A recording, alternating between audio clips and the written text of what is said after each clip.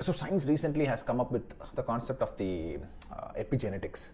Whenever you have time, just go through this. This is a very important concept because in this you will note within your own DNA, any trauma that you go through seems to pass on to your next generation who have never experienced the trauma itself. Wherein it's like a genetic coding wherein the body is trained to be prepared for some specific trauma which the body has never even faced in its life. This is nothing other than the Pitra dosha and all that we talked about. This is what it is. Science is making progress and trying to realize this now, which we already knew. We have been talking about that for thousands and thousands and thousands of years. The desires of your ancestors, the pains of your ancestors will manifest within your bloodline. This is what we have already been said. One very beautiful experiment that has been happening for a few decades.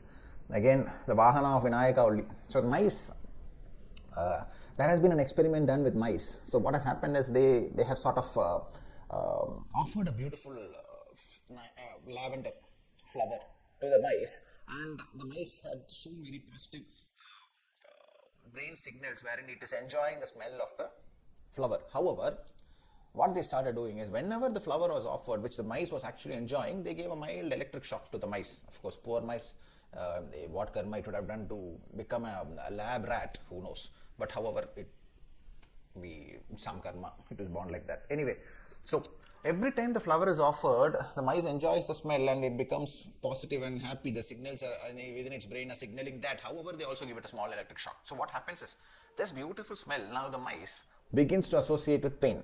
Okay, so this mice is later on allowed to breed with its partner and all, and they've kept on experimenting with the flower alone without giving electric shock to the children of the mice, which means the father, the mother, the child is showing the trauma. That is, the moment they show the flower to the baby mice, it is showing trauma, whereas it has never had the electric shock. Then they go to the third, fourth, fifth. This kept on showing till 7 generations. 7.5.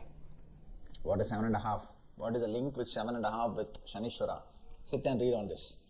Today you sit and read on this experiment. It's called epigenetics, and it very beautifully proves what we have always believed in. The fact that generational trauma, it gets on passed down. And you know what?